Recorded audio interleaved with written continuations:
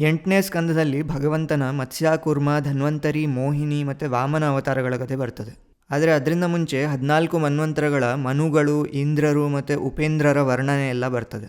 14 ಮನ್ವಂತರಗಳಲ್ಲಿ ಪ್ರತಿಯೊಂದು ಮನ್ವಂತರದ ಉಪೇಂದ್ರ ಭಗವಂತನ ಅವತಾರ. ಮೊದಲನೇ ಮನ್ವಂತರ ಅಂದರೆ ಸ್ವಯಂಭುವ ಮನ್ವಂತರದಲ್ಲಿ ಇಂದ್ರನೂ ಕೂಡ ಭಗವಂತನ ಅವತಾರ. ಯಜ್ಞ ನಾಮಕ ಭಗವಂತ ಇಂದ್ರನಾಗಿದ್ದ. 4ನೇ ಮನ್ವಂತರ ಅಂದರೆ ತಾಪಸ ಮನ್ವಂತರದಲ್ಲಿ ಮನು ಭಗವಂತನ ಅವತಾರ. ಈ ತಾಪಸ ಮನುವೇ ಗಜೇಂದ್ರನನ್ನು ಕಾಪಾಡಿದವನು. ನಾವೀಗ ಇರೋದು 7ನೇ ಮನ್ವಂತರದಲ್ಲಿ, ವೈವಸ್ವತ ಮನ್ವಂತರ ಹೇಳಿ. ಈ ವೈವಸ್ವತ ಮನ್ವಂತರದ ಇಂದ್ರ ಪುರಂದರ ಹೇಳಿ. ನಾವು 8ನೇ ಕಕ್ಷೆಯಲ್ಲಿ ಬರುವ ಇಂದ್ರ ಹೇಳುವಾಗ ಈ ಪುರಂದರನನ್ನೇ ಹೇಳುವುದು. ಮತ್ತು ಈ ಮನ್ವಂತರದ ಉಪೇಂದ್ರ ಭಗವಂತನ ವಾಮನ ಅವತಾರ. ಇಲ್ಲಿ ಮೊದಲು ಬರುವುದು ತಾಪಸ ಅವತಾರ ಮಾಡಿದಂಥ ಗಜೇಂದ್ರ ಮೋಕ್ಷದ ಕಥೆ. ಈ ಗಜೇಂದ್ರ ಮೋಕ್ಷದ ಕಥೆ ಹಿಂದೆ 2ನೇ ಸ್ಕಂದದಲ್ಲಿ ಸಂಕ್ಷಿಪ್ತವಾಗಿ ಬಂದಿದೆ. ಇಲ್ಲಿ ಇನ್ನೂ ವಿವರವಾಗಿ ಹೇಳ್ತಾರೆ. ತಾಪಸ ಮನ್ವಂತರದಲ್ಲಿ ಗಜೇಂದ್ರನೆಂಬ ಶಾಪಗ್ರಸ್ತನಾದ ಆನೆ ನೀರು ಕುಡಿಲಿಕ್ಕೆ ಹೋಗುವಾಗ ಒಂದು ಮೊಸಳೆ ಅವನ ಕಾಲನ್ನು ಗಟ್ಟಿಯಾಗಿ ಹಿಡಿದು ಬಿಟ್ಟಿತು. ಏನು ಮಾಡಿದರೂ ತಪ್ಪಿಸ್ಕೊಳ್ಳಿಕ್ಕಾಗದೆ ಅವನು ಭಗವಂತನನ್ನು ಸ್ಮರಣೆ ಮಾಡ್ತಾನೆ. ನಮೋ ನಮಸ್ತೆ ಖಿಲ ಕಾರಣಾಯ ನಾರಾಯಣಾಯ ಅರ್ಥಿ ವಿನಾಶನಾಯ ಸರ್ವಾಗಮಾಂನಾಯ ಮಹಾರ್ಣವಾಯ ನಮೋಪವರ್ಗಾಯ ಪರಾಯಣಾಯ. ನಮೋ ನಮಸ್ತೆ ಅಖಿಲ ಕಾರಣಾಯ ನಾರಾಯಣಾಯ, ಎಲ್ಲದಕ್ಕೂ ಕಾರಣನಾದ ನಾರಾಯಣನಿಗೆ ನಮಸ್ಕಾರ. ಆರ್ಥಿ ವಿನಾಶನಾಯ, ಎಲ್ಲ ಬಾಧೆಗಳು, ದುಃಖಗಳು, ನೋವುಗಳನ್ನೆಲ್ಲ ತೆಗೆದು ಬಿಡುವಂಥ ನಾರಾಯಣನಿಗೆ ನಮಸ್ಕಾರ. ಸರ್ವ ಆಗಮ ಆಮ್ನಾಯ ಮಹಾರ್ಣವಾಯ, ಎಲ್ಲ ಶ್ರುತಿ ಸ್ಮೃತಿಗಳು ಹೇಳುವಂಥ ಸಮುದ್ರನಾದವನು. ನಮೋ ಅಪವರ್ಗಾಯ, ಮೋಕ್ಷ ಕೊಡುವವನು. ಪರಾಯಣಾಯ, ಎಲ್ಲರಿಗೂ ಆಶ್ರಯನಾದಂಥ ನಾರಾಯಣನಿಗೆ ನಮಸ್ಕಾರ. ಇಲ್ಲಿ ನಾರಾಯಣನನ್ನು ಅಖಿಲ ಕಾರಣ ಹೇಳಿದರು. ಅಖಿಲ ಕಾರಣ ಅಂದರೆ ನಾವು 3 ಅರ್ಥಗಳನ್ನು ನೋಡ್ಬೋದು. ಒಂದು 8 ಮುಖ್ಯವಾದ ಕ್ರಿಯೆಗಳಿಗೆ ಕಾರಣನಾದವನು, ಅಂದರೆ ಸೃಷ್ಟಿ, ಸ್ಥಿತಿ, ಸಂಹಾರ, ನಿಯಮನ, ಜ್ಞಾನ, ಅಜ್ಞಾನ, ಬಂಧ, ಮೋಕ್ಷ 8ಕ್ಕೂ ಮೂಲವಾದ ಕಾರಣನಾದವನು ಅಖಿಲ ಕಾರಣ. ಇನ್ನು 2ನೇ ಅರ್ಥ ಏನಂದರೆ ಜಗತ್ತಲ್ಲಿ ಆಗುವಂಥ ಎಲ್ಲ ಕ್ರಿಯೆಗಳಿಗೆ ಅವನೇ ಕಾರಣ. ಅಂದರೆ ನಾವು ಮಾಡುವ ಕ್ರಿಯೆಗಳು, ಬೇರೆಯವರು ಮಾಡುವ ಕ್ರಿಯೆಗಳು, ಜಡಗಳು ಮಾಡುವ ಕ್ರಿಯೆಗಳು, ತಿಳಿದು ಮಾಡಿದ್ರು ತಿಳಿಯದೇ ಮಾಡಿದ್ರು, ಚೇತನ ವಸ್ತುಗಳು ಮಾಡಿದ್ರು ಇಲ್ಲ ಜಡ ವಸ್ತುಗಳು ಮಾಡುವ ಕ್ರಿಯೆಗಳಿಗೂ ಅವನೇ ಕಾರಣ. ಒಂದು ತೃಣ ಅಲಗಿದ್ರೂ ಅವನೇ ಅದಕ್ಕೆ ಕಾರಣ. ಅವನು ಬಿಂಬರೂಪಿ, ಎಲ್ಲರಿಂದ ಕ್ರಿಯೆಗಳನ್ನು ಮಾಡಿಸುವವನು ಅವನೇ. ನಾವು ಪ್ರತಿಬಿಂಬರಾಗಿ ಅವನು ಮಾಡಿಸಿದಾಗೆ ಮಾಡ್ತೇವೆ ಅಷ್ಟೇ. 3ನೇ ಅರ್ಥ ಏನಂದರೆ ನಾವೆಲ್ಲರೂ ಖಿಲ ಕಾರಣರು, ಸ್ವಲ್ಪ ಮಟ್ಟಿಗೆ ಕಾರಣರು. ಮೇಲಿಂದ ನೋಡುವಾಗ ನಾವೇ ಕಾರಣರು ಹೇಳಿ ಅನಿಸ್ತೇವೆ, ಆದರೆ ಅಖಿಲ ಕಾರಣರಲ್ಲ. ಅಂದರೆ ಪ್ರೈಮರಿ ರೂಟ್ ಕಾಸ್ ಅಲ್ಲ ನಾವು. ಅವನು ಅಖಿಲ ಕಾರಣ, ಎಲ್ಲದಕ್ಕೂ ರೂಟ್ ಕಾಸ್ ಅವನೇ. ಹೀಗೆ ಅಖಿಲ ಕಾರಣ ಹೇಳೋದಕ್ಕೆ 3 ಅರ್ಥಗಳನ್ನು ನೋಡಿದ್ದೇವೆ ಇಲ್ಲಿ. ಇನ್ನು ನಾವು ನಾರಾಯಣ ಶಬ್ದದ ಅರ್ಥವನ್ನು ನೋಡುವ. ನಾರಾಯಣ ಶಬ್ದದ ಒಂದು ಅರ್ಥ ಸದ್ಗುಣಗಳಿಂದ ತುಂಬಿದವನು ಹೇಳಿ. ಅರ ಅಂದರೆ ದೋಷಗಳು, ನಾರ ಅಂದರೆ ದೋಷ ಅಲ್ಲದ್ದು, ಅಂದರೆ ಸದ್ಗುಣಗಳೆಲ್ಲ. ಅಯನ ಅಂದರೆ ಆಶ್ರಯ. ನಾರಾಯಣ ಅಂದರೆ ಸದ್ಗುಣಗಳಿಗೆಲ್ಲ ಆಶ್ರಯನಾದವನು, ಅಂದರೆ ಸದ್ಗುಣಪೂರ್ಣನಾದವನು. ಇನ್ನೊಂದು ಅರ್ಥ ನಾರಾಯಣ ಶಬ್ದಕ್ಕೆ ಕ್ಷೀರ ಸಮುದ್ರದಲ್ಲಿ ಮಲಗಿದವನು ಹೇಳಿ. ನಾರ ಅಂದರೆ ನೀರು ಅಥವಾ ಕ್ಷೀರ, ನಾರಾಯಣ ಅಂದರೆ ಕ್ಷೀರ ಸಮುದ್ರದಲ್ಲಿ ಮಲಗಿದವನು. 3ನೇ ಅರ್ಥ ನಾರಾಯಣ ಶಬ್ದಕ್ಕೆ ಜೀವರ ಒಳಗೂ ಇರುವವನು ಹೊರಗೂ ಇರುವವನು ಹೇಳಿ. ಹೊರಗಿದ್ದು ಎಲ್ಲ ಜೀವರಿಗೆ ಆಶ್ರಯನಾದವನು, ಒಳಗಿದ್ದು ಅವರಿಂದ ಎಲ್ಲ ಕ್ರಿಯೆಗಳನ್ನು ಮಾಡಿಸುವವನು. ನಾರ ಅಂದರೆ ನರರ ಸಮುದಾಯ. ಈ ನರರ ಸಮುದಾಯಕ್ಕೆ ಅಯನ ಅಂದರೆ ಆಶ್ರಯನಾದವನು, ಅವನು ನಾರಾಯಣ, ಹೊರಗಿದ್ದು ಎಲ್ಲರಿಗೂ ಆಶ್ರಯನಾಗಿದ್ದಾನೆ. ಅಥವಾ ನಾರ ಅಂದರೆ ನರರ ಸಮುದಾಯ, ನಾರಾಯಣ ಅಂದರೆ ಈ ನರರ ಒಳಗಿದ್ದು ಅವರಿಂದ ಕ್ರಿಯೆಗಳನ್ನು ಮಾಡಿಸುವವನು. ಹಾಗೆ ನಾರಾಯಣ ಅಂದರೆ ಜೀವರ ಒಳಗೂ ಇರುವವನು ಹೊರಗೂ ಇರುವವನು ಹೇಳಿ. ಇನ್ನು ಇಲ್ಲಿ ಹೇಳಿದ್ರು ಸರ್ವಾಗಮಾಂನಾಯ ಮಹಾರ್ಣವಾಯ ಹೇಳಿ. ಅಂದರೆ ಶ್ರುತಿ ಸ್ಮೃತಿಗಳಿಂದ ವಂದಿತನಾದಂಥ ಒಂದು ಸಮುದ್ರ ಹೇಳಿ. ಅಂದರೆ ಶ್ರುತಿ ಸ್ಮೃತಿಗಳೆಲ್ಲ ನದಿಗಳಾದರೆ ಅವೆಲ್ಲ ಹೋಗಿ ಸೇರುವಂಥ ಸಮುದ್ರ ಅವನೇ, ಅವೆಲ್ಲವೂ ಅವನ ಬಗ್ಗೆನೇ ಹೇಳ್ತಾ ಉಂಟು ಹೇಳಿ. ಅಥವಾ ಈ ಶ್ರುತಿ ಸ್ಮೃತಿಗಳೆಲ್ಲ ಯಾವ ಸಮುದ್ರವನ್ನು ಮಥನ ಮಾಡಿ ಬಂತೋ ಆ ಸಮುದ್ರ ಅವನು ಹೇಳಿ. ಅಂದರೆ ಅವನಿಂದನೇ ಎಲ್ಲ ಬಂದದ್ದು. ಹಯಗ್ರೀವನೇ ಬ್ರಹ್ಮನಿಗೆ ಮೊದಲು ಈ ವಿದ್ಯೆಯನ್ನೆಲ್ಲ ಕೊಟ್ಟವನು. ಇನ್ನು ಗಜೇಂದ್ರ ಹೇಳ್ತಾನೆ, ಸೋಹಂ ವಿಶ್ವಸೃಜಂ ವಿಶ್ವಮವಿಶ್ವಂ ವಿಶ್ವವೇದಸಂ ವಿಶ್ವಾತ್ಮಾನಮಜಂ ಬ್ರಹ್ಮ ಪ್ರಣತೋಸ್ಮಿ ಪರಂ ಪದಂ. ವಿಶ್ವಸೃಜಂ, ವಿಶ್ವವನ್ನು ಸೃಷ್ಟಿ ಮಾಡಿದವನು. ವಿಶ್ವಂ, ವಿಶ್ವನೇ ಆದವನು. ಅವಿಶ್ವಂ, ವಿಶ್ವವಲ್ಲದವನು. ವಿಶ್ವವೇದಸಂ, ವಿಶ್ವವನ್ನು ಪೂರ್ತಿಯಾಗಿ ತಿಳಿದವನು. ವಿಶ್ವಾತ್ಮಾನಂ, ವಿಶ್ವದ ಒಳಗಿರುವವನು. ಅಜಂ, ಹುಟ್ಟು ಸಾವುಗಳಿಲ್ಲದೇ ಇರುವವನು. ಬ್ರಹ್ಮ, ಎಲ್ಲರಿಂದ ಶ್ರೇಷ್ಠನಾದವನು. ಪ್ರಣತೋಸ್ಮಿ, ನಾನು ನಿನಗೆ ನಮಸ್ಕರಿಸ್ತೇನೆ. ಸೋಹಂ ಪರಂ ಪದಂ, ಎಲ್ಲರ ಕೊನೆಯ ನಿಲುದಾಣ, ಡೆಸ್ಟಿನೇಷನ್, ಗಮ್ಯಸ್ಥಾನನಾದವನು. ಇದನ್ನು ಇನ್ನೂ ಸ್ವಲ್ಪ ನೋಡೋದಾದರೆ ವಿಶ್ವಸೃಜಂ ಅಂದರೆ ವಿಶ್ವವನ್ನು ಸೃಷ್ಟಿ ಮಾಡಿದವನು ಹೇಳಿ. ಆದರೆ ವಿಶ್ವ ಅಂದರೆ ಏನು ಹೇಳಿ ನೋಡೋದಾದರೆ, ವಿಶ್ವದ ಒಂದರ್ಥ ಈ ಪಂಚಭೂತಗಳಿಂದ ಮಾಡಿದಂಥ ಜಡವಾದ ಜಗತ್ತು. ಹಾಗೆ ಈ ಜಡವಾದ ಜಗತ್ತನ್ನು ಸೃಷ್ಟಿ ಮಾಡಿದವನು ವಿಶ್ವಸೃಜಂ. ಇನ್ನು ವಿಶ್ವ ಅಂದರೆ ಚತುರ್ಮುಖ ಬ್ರಹ್ಮ ಅಥವಾ ಮುಖ್ಯಪ್ರಾಣ ಹೇಳಿಯೂ ಕೂಡ ನಾವು ಇಟ್ಕೊಳ್ಬೋದು. ಹಾಗಿದ್ರೆ ವಿಶ್ವಸೃಜಂ ಅಂದರೆ ಬ್ರಹ್ಮವಾಯುಗಳನ್ನು ಸೃಷ್ಟಿ ಮಾಡಿದವನು. ಇನ್ನೊಂದು ವಿಶ್ವ ಅಂದರೆ ಎಲ್ಲ ಪ್ರಾಣಿಗಳು. ವಿಶ್ವಸೃಜಂ ಅಂದರೆ ಎಲ್ಲ ಪ್ರಾಣಿಗಳನ್ನು ಸೃಷ್ಟಿ ಮಾಡಿದವನು. ಇನ್ನು ಮುಂದೆ ಹೇಳಿದರೂ ಅವನೇ ವಿಶ್ವ ಹೇಳಿ. ಇಲ್ಲಿ ಭಾಸ್ಕರಾಚಾರ್ಯರು ಹೇಳಿದಾಗೆ ಜಗತ್ತೇ ಭಗವಂತ ಹೇಳುವಂಥ ಅರ್ಥ ಅಲ್ಲ. ವಿಶ್ವ ಅಂದರೆ ಇಲ್ಲಿ ನಾವು 3 ಅರ್ಥಗಳಿಟ್ಕೊಳ್ಬೋದು. ಒಂದು, ವಿಶ್ವ ಅಂದರೆ ಅಂತರ್ಯಾಮಿ, ಎಲ್ಲರ ಒಳಗಿರುವವನು. ಅಥವಾ ವಿ ಅಂದರೆ ವಿಶಿಷ್ಟವಾದ, ಶಾ ಅಂದರೆ ಆನಂದ, ವಾ ಅಂದರೆ ಜ್ಞಾನ, ವಿಶಿಷ್ಟವಾದ ಜ್ಞಾನ ಮತ್ತು ಆನಂದ ಇರುವವನು ವಿಶ್ವ. ಅಥವಾ ವಿ ಅಂದರೆ ಗರುಡ, ಶ್ವ ಅಂದರೆ ಸಂಚರಿಸುವವನು, ಗರುಡನ ಮೇಲೆ ಸಂಚರಿಸುವವನು ವಿಶ್ವ. ಹೀಗೆ ಅವನೇ ವಿಶ್ವಸೃಜ, ಅವನೇ ವಿಶ್ವ. ಇನ್ನು ಮುಂದೆ ಹೇಳಿದರೂ ಅವನು ಅವಿಶ್ವ ಕೂಡ ಹೇಳಿ. ಇಲ್ಲಿ ನಾವು ವಿಶ್ವ ಅಂದರೆ ಜಗತ್ತು ಹೇಳಿ ಇಟ್ಕೊಳ್ಬೋದು. ಆ ಜಗತ್ತೇ ಅವನಲ್ಲ. ಭಾಸ್ಕರಾಚಾರ್ಯರು ಹೇಳಿದಾಗೆ ವಿಶ್ವ ಬೇರೆ, ಅವನು ಬೇರೆ, ಅವನು ಜಗತ್ತಿನಿಂದ ಆಚೆಗಿರುವವನು. ಇನ್ನು ವಿಶ್ವ ವೇದಸಂ ಹೇಳಿ ಹೇಳಿದರು. ಒಂದರ್ಥ ನಾವು ನೋಡಿದ್ದು ವಿಶ್ವವನ್ನು ಪೂರ್ತಿಯಾಗಿ ತಿಳಿದವನು ಹೇಳಿ. ಇಲ್ಲಿ ನಾವು ವಿಶ್ವದ ಯಾವುದಾದ್ರೂ ಅರ್ಥವನ್ನು ಇಟ್ಕೊಳ್ಬೋದು. ವಿಶ್ವ ಅಂದರೆ ಜಗತ್ತು, ವಿಶ್ವ ಅಂದರೆ ಚತುರ್ಮುಖ ಬ್ರಹ್ಮ, ವಾಯುದೇವರು, ವಿಶ್ವ ಅಂದರೆ ಎಲ್ಲ ಪ್ರಾಣಿಗಳು, ವಿಶ್ವ ಅಂದರೆ ಭಗವಂತನೇ ಹೇಳಿ ಕೂಡ ಇಟ್ಕೊಳ್ಬೋದು. ಎಲ್ಲವನ್ನೂ ಅವನು ಪೂರ್ತಿಯಾಗಿ ತಿಳಿದಿದ್ದಾನೆ. ಅಥವಾ ವಿಶ್ವವೇದಸಂ ಅಂದರೆ ಇನ್ನೊಂದರ್ಥ ವಿಶ್ವಕ್ಕೆ ಜ್ಞಾನವನ್ನು ಕೊಡುವವನು ಹೇಳಿ. ಇಲ್ಲಿ ಹೀಗೆ ನೋಡುವಾಗ ವಿಶ್ವ ಅಂದರೆ ಚತುರ್ಮುಖ ಬ್ರಹ್ಮ ಅಥವಾ ವಾಯುದೇವರು ಅಥವಾ ಎಲ್ಲ ಪ್ರಾಣಿಗಳು ಹೇಳಿ ಇಟ್ಕೊಳ್ಬೋದು. ಎಲ್ಲರಿಗೂ ಜ್ಞಾನ ಕೊಡುವವನು ವಿಶ್ವವೇದಸಂ ಭಗವಂತ. ಇನ್ನು ಕೊನೆಗೆ ವಿಶ್ವಾತ್ಮ ಹೇಳಿದರು. ವಿಶ್ವದ ಒಳಗೆ ತುಂಬಿದವನು ಹೇಳಿ. ಇಲ್ಲಿಯೂ ಕೂಡ ನಾವು ವಿಶ್ವ ಅಂದರೆ ಚತುರ್ಮುಖ ಬ್ರಹ್ಮ, ಪ್ರಾಣದೇವರು, ಇಡೀ ಜಗತ್ತು ಅಥವಾ ಎಲ್ಲ ಪ್ರಾಣಿಗಳು ಹೇಳಿಯೂ ಇಟ್ಕೊಳ್ಬೋದು. ಎಲ್ಲದರೊಳಗೂ ಭಗವಂತ ಇದ್ದಾನೆ. ಹೀಗೆ ಗಜೇಂದ್ರ ಭಗವಂತನನ್ನು ಪ್ರಾರ್ಥನೆ ಮಾಡಿದಾಗ ತಾಪಸ ನಾಮಕ ಭಗವಂತ ಗರುಡನ ಮೇಲೆ ಕೂತ್ಕೊಂಡು ಅವನನ್ನು ರಕ್ಷಿಸಲಿಕ್ಕೆ ಬಂದು ಬಿಡ್ತಾನೆ. ಆವಾಗ ಗಜೇಂದ್ರ ತನ್ನ ಸೊಂಡಿಲಿನಲ್ಲಿ ಒಂದು ಪದ್ಮವನ್ನು ಇಟ್ಕೊಂಡು ಭಗವಂತನನ್ನು ಪ್ರಾರ್ಥನೆ ಮಾಡ್ತಾನೆ. ಇದನ್ನು ಹೀಗೆ ವರ್ಣಿಸ್ತಾರೆ. ಸೋಂತಃ ಸರಸ್ಯುರುಬಲೇನ ಗೃಹೀತ ಆರ್ತೋ ದೃಷ್ಟ್ವಾ ಗರುತ್ಮತಿ ಹರಿಂ ಖ ಉಪಾತ್ತ ಚಕ್ರಂ ಉತ್ಕ್ಷಿಪ್ಯ ಸಾಂಬುಜಕರಂ ಗಿರಿಮಾಹ ಕೃಚ್ಛ್ರಾನ್ ನಾರಾಯಣಾಖಿಲ ಗುರೋ ಭಗವನ್ ನಮಸ್ತೆ.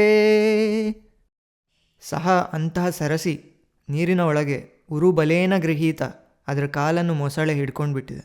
ಆರ್ತಃ ಕಷ್ಟಪಡ್ತಾ ಉಂಟು ಈ ಗಜೇಂದ್ರ.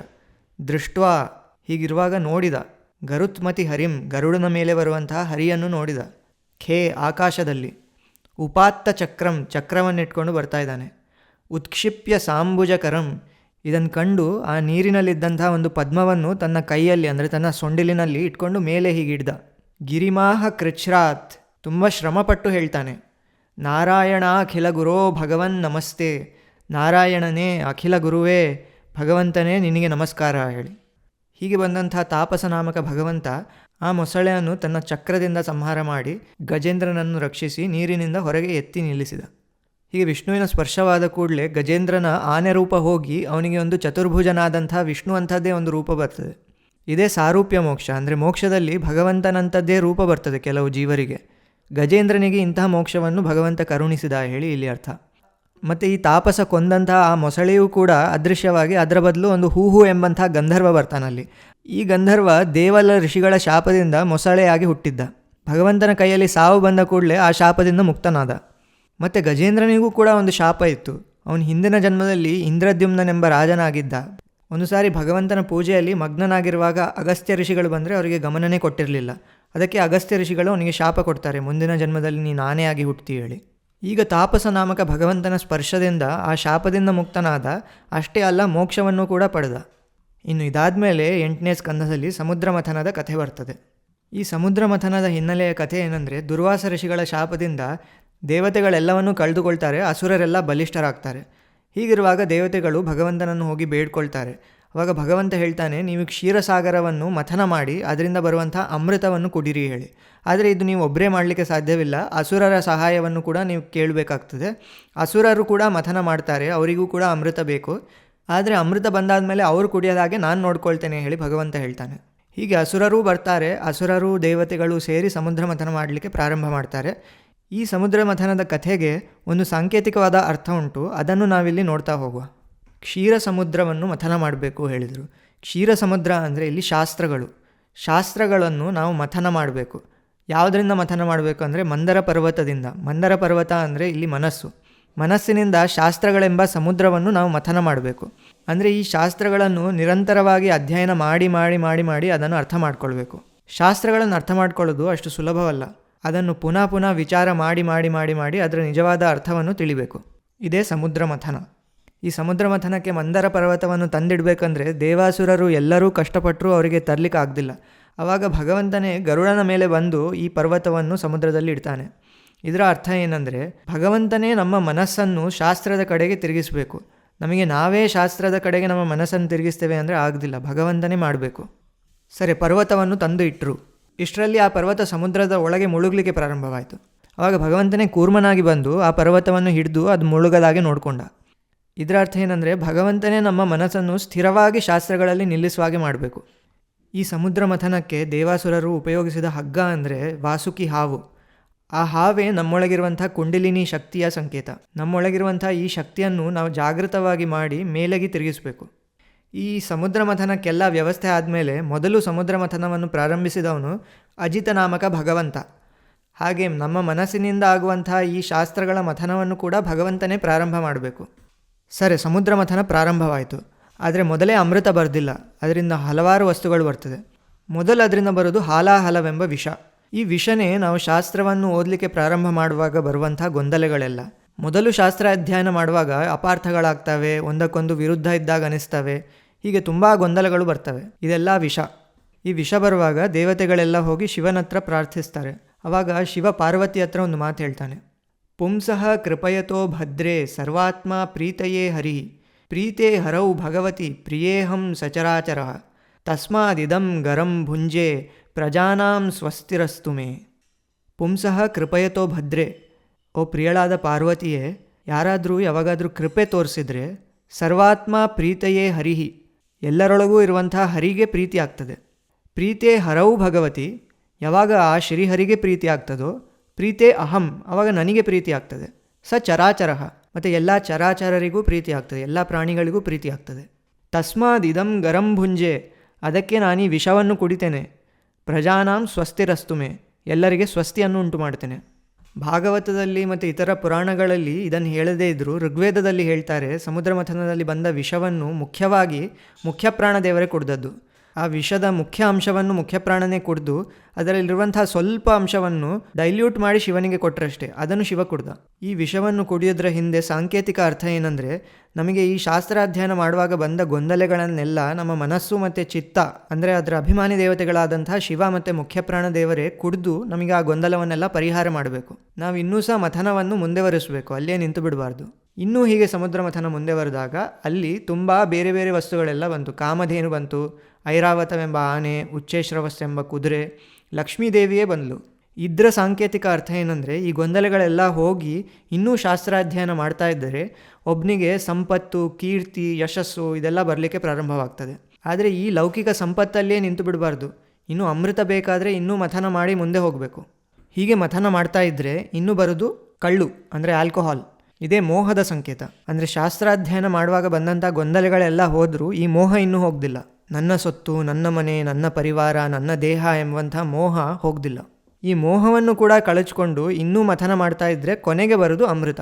ಈ ಅಮೃತ ಅಂದರೆ ಜ್ಞಾನಾಮೃತ. ಇದೇ ಮೋಕ್ಷದ ಕಡೆಗೆ ಕರೆದುಕೊಂಡು ಹೋಗುವಂಥ ಜ್ಞಾನಾಮೃತ.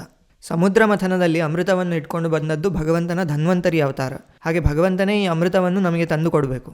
ಧನ್ವಂತರಿ ಅಮೃತವನ್ನು ಇಟ್ಕೊಂಡು ಬಂದರೆ ಅಸುರರೆಲ್ಲ ಅಮೃತವನ್ನು ತಗೊಂಡು ಹೋಗಿಬಿಟ್ರು. ಆವಾಗ ಭಗವಂತ ಮೋಹಿನಿ ಎಂಬ ಸುಂದರವಾದ ಸ್ತ್ರೀಯ ಅವತಾರದಲ್ಲಿ ಬಂದು ಈ ಅಸುರರನ್ನೆಲ್ಲ ತನ್ನ ಸೌಂದರ್ಯದಿಂದ ಮೋಹಿಸಿಬಿಟ್ಟು ಅವರಿಂದ ಈ ಅಮೃತವನ್ನು ತಗೊಂಡು ದೇವತೆಗಳಿಗೆಲ್ಲ ಹಂಚಿದ್ಲು. ಅಂದರೆ ನಮ್ಮೊಳಗೆ ಜ್ಞಾನಾಮೃತ ಬಂದ ಮೇಲೆಯೂ ನಮ್ಮೊಳಗೆ ತತ್ವಾಭಿಮಾನಿ ಅಸುರರೂ ಇದ್ದಾರೆ, ದೇವತೆಗಳಿದ್ದಾಗೆ. ಈ ಅಸುರರು ಈ ಅಮೃತವನ್ನು ತಗೊಂಡು ಹೋಗಿಬಿಡಬಾರ್ದು. ಅದಕ್ಕೆ ಭಗವಂತ ನಮ್ಮೊಳಗೇ ಮೋಹಿನಿಯಾಗಿ ಬಂದು ಈ ಅಸುರರಿಂದ ನಮ್ಮನ್ನೆಲ್ಲ ಕಾಪಾಡಿ ಆ ಅಮೃತವನ್ನು ನಮಗೆ ದೊರಕುವ ಹಾಗೆ ಮಾಡಬೇಕು. ಹೀಗೆ ಸಮುದ್ರ ಮಥನದ ಕಥೆ ಭಾಗವತದಲ್ಲಿ ಬಂದಿದೆ. ಈ ಸಮುದ್ರ ಮಥನ ಈ ದಿನಕಲ್ಪದಲ್ಲಿ 2 ಬಾರಿ ಆಗಿದೆ. ಒಂದು ರೈವತ ಮನ್ವಂತರದಲ್ಲಿ ಮತ್ತು ಒಂದು ಈಗಿನ ವೈವಸ್ವತ ಮನ್ವಂತರದಲ್ಲಿ. 2 ಬಾರಿಯೂ ಒಂದೇ ರೀತಿಯಾಗಿ ಈ ಸಮುದ್ರ ಮಥನ ನಡೆದಿದೆ. ಮುಂದೆ ಭಾಗವತದಲ್ಲಿ ವಾಮನಾವತಾರದ ಕಥೆ ಬರ್ತದೆ. ಆದಿತ್ಯರ ತಾಯಿಯಾದಂಥ ಅದಿತಿ ಪಯೋವೃತವನ್ನು ಮಾಡಿ ಭಗವಂತನನ್ನು ಮಗನಾಗಿ ಪಡಿತಾಳೆ. ಈ ಅದಿತಿ ಮತ್ತು ಕಶ್ಯಪರ ಮಗನಾದಂಥವನೇ ಭಗವಂತನ ವಾಮನ ಅವತಾರ. ಇವನು 12 ಆದಿತ್ಯರಲ್ಲಿ ಒಬ್ಬ, ಮತ್ತು ಈ ವೈವಸ್ವತ ಮನ್ವಂತರದ ಉಪೇಂದ್ರನೂ ಕೂಡ ಇವನೇ. ಈ ವಾಮನನೇ ಬಲಿ ಹತ್ರ ಹೋಗಿ 3 ಹೆಜ್ಜೆ ದಾನ ಕೇಳ್ತಾನೆ. ಅದರಲ್ಲಿ 2 ಹೆಜ್ಜೆಗಳಲ್ಲಿ ಭೂಮಿ ಆಕಾಶಗಳನ್ನು ವ್ಯಾಪಿಸಿಬಿಡ್ತಾನೆ. ಮೂರನೇ ಹೆಜ್ಜೆ ಎಲ್ಲಿಡಲಿ ಅಂದರೆ ಬಲಿ ತನ್ನನ್ನೇ ಅರ್ಪಿಸಿಬಿಡ್ತಾನೆ. ಹೀಗೆ ವಾಮನ ಬಲಿಯಿಂದ ಎಲ್ಲ ಲೋಕಗಳನ್ನು ಕಸಿದುಕೊಂಡು ಇಂದ್ರನಿಗೆ ವಾಪಸ್ ಕೊಡ್ತಾನೆ. ಇಲ್ಲಿ ಒಂದು ತಿಳಿಯಬೇಕಾದ ವಿಷಯ ಏನಂದರೆ, ವಾಮನ ನಿಜವಾಗಿ ಈ ಸ್ಥೂಲ ಪ್ರಪಂಚದ ಭೂಮಿ ಆಕಾಶಗಳನ್ನು ವ್ಯಾಪಿಸಿದ ಹೇಳಿ ಅಲ್ಲ. ಇದು ಸೂಕ್ಷ್ಮ ಪ್ರಪಂಚದಲ್ಲಿ ಕಂಡಂತಹ ಒಂದು ದರ್ಶನ. ಮತ್ತು ಇದಕ್ಕೂ ಒಂದು ಸಾಂಕೇತಿಕವಾದ ಅರ್ಥ ಉಂಟು. ಇದು ಉಪಾಸನೆಯ 3 ಮೆಟ್ಲುಗಳನ್ನು ಹೇಳ್ತಾ ಉಂಟು. ಮೊದಲು ಉಪಾಸನೆ ಮಾಡುವವನು ಭಗವಂತನನ್ನು ಪ್ರತಿಮೆಯಲ್ಲಿ ನೋಡ್ತಾನೆ. ಅದಾದಮೇಲೆ ಅದೇ ಭಗವಂತ ಇಡೀ ಜಗತ್ತನ್ನು ವ್ಯಾಪಿಸಿದಾನೆ ಹೇಳಿ ನೋಡ್ತಾನೆ. ಭೂಮಿ ಆಕಾಶಗಳನ್ನು ವ್ಯಾಪಿಸಿದ ಭಗವಂತ ಅದೇ ಪ್ರತಿಮೆಯಲ್ಲಿರುವಂತಹ ಭಗವಂತ ಹೇಳಿ ತಿಳಿತಾನೆ. ಅದಾದಮೇಲೆ ಕೊನೆಗೆ 3ನೇ ಮೆಟ್ಲಲ್ಲಿ ಅದೇ ಭಗವಂತ ನನ್ನೊಳಗೂ ಇದ್ದಾನೆ ಹೇಳಿ ತಿಳಿದು ತನ್ನನ್ನೇ ತಾನು ಭಗವಂತನಿಗೆ ಅರ್ಪಿಸಿಬಿಡ್ತಾನೆ. ಇದೇ ಪ್ರಹ್ಲಾದ ಹೇಳಿದಂಥ ಆತ್ಮನಿವೇದನಂ ಹೇಳಿ. ಹೀಗೆ ಉಪಾಸನೆಯ 3 ಮೆಟ್ಲುಗಳ ಸಂಕೇತ ಈ ವಾಮನನ ಕಥೆಯಲ್ಲಿ ಉಂಟು. ಕೊನೆಗೆ 8ನೇ ಸ್ಕಂಧದಲ್ಲಿ ಮತ್ಸ್ಯಾವತಾರದ ಕಥೆ ಬರ್ತದೆ. ಮತ್ಸ್ಯಾವತಾರವು ಈ ದಿನಕಲ್ಪದಲ್ಲಿ 2 ಬಾರಿ ಆಗಿದೆ. ಒಂದು ಈ ದಿನಕಲ್ಪದ ಪ್ರಾರಂಭದಲ್ಲಿ ಒಂದು ಮತ್ಸ್ಯಾವತಾರವಾಗಿದೆ, ಮತ್ತು ಈ ವೈವಸ್ವತ ಮನ್ವಂತರದ ಪ್ರಾರಂಭದ ಮುಂಚೆ ಚಾಕ್ಷುಷ ಮನ್ವಂತರ ಆದ ಕೂಡಲೇ ಒಂದು ಮತ್ಸ್ಯಾವತಾರವಾಗಿದೆ. ಈ ದಿನಕಲ್ಪದ ಪ್ರಾರಂಭದಲ್ಲಿ ಸ್ವಯಂಭುವ ಮನ್ವಂತರದ ಮುಂಚೆ ಹಯಗ್ರೀವನೆಂಬ ಅಸುರ ವೇದಾಭಿಮಾನಿ ದೇವತೆಗಳನ್ನೆಲ್ಲ ಅಪಹರಿಸಿದ್ದ. ಅವರನ್ನು ರಕ್ಷಿಸಲಿಕ್ಕೋಸ್ಕರ ಮತ್ಸ್ಯಾವತಾರ 1ನೇ ಬಾರಿ ಆಯಿತು. 2ನೇ ಬಾರಿ ಮತ್ಸ್ಯಾವತಾರ ಆದದ್ದು ಚಾಕ್ಷುಷ ಮನ್ವಂತರದ ಕೊನೆಯಲ್ಲಿ. ಚಾಕ್ಷುಷ ಮನ್ವಂತರದ ಕೊನೆಯಲ್ಲಿ ಸತ್ಯವ್ರತ ಎಂಬ ರಾಜರ್ಷಿ ಸಂಧ್ಯಾವಂದನೆ ಮಾಡ್ತಾ ಇರುವಾಗ ಅವನಿಗೆ ಕೈಯಲ್ಲಿ ಈ ಮತ್ಸ್ಯ ಸಿಗ್ತಾನೆ. ಆ ಮತ್ಸ್ಯನೇ ಮತ್ತೆ ಬೆಳೆದು ಇಡೀ ಸಮುದ್ರವನ್ನು ವ್ಯಾಪಿಸ್ತಾನೆ. ಆವಾಗ ಸತ್ಯವ್ರತನಿಗೆ ಗೊತ್ತಾಗ್ತದೆ ಇದು ಭಗವಂತನ ಅವತಾರ ಹೇಳಿ.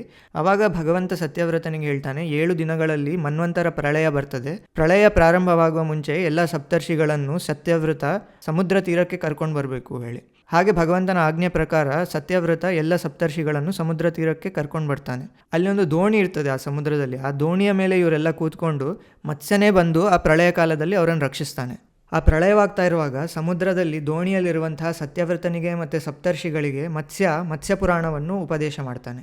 ಈ ಸತ್ಯವ್ರತನೇ ಮುಂದಿನ ಮನ್ವಂತರದಲ್ಲಿ ಅಂದರೆ ವೈವಸ್ವತ ಮನ್ವಂತರದಲ್ಲಿ ವಿವಸ್ವಾನ್ ಅಂದರೆ ಸೂರ್ಯ ಮತ್ತು ಸಂಜ್ಞಾ ಇವರಿಬ್ಬರ ಮಗನಾದಂಥ ಶ್ರಾದ್ದ ದೇವನಾಗಿ ಹುಟ್ಟುತ್ತಾನೆ. ಇವನೇ ವೈವಸ್ವತ ಮನ್ವಂತರದ ಮನು. ಇಲ್ಲಿಗೆ 8ನೇ ಸ್ಕಂಧ ಮುಕ್ತಾಯವಾಗ್ತದೆ.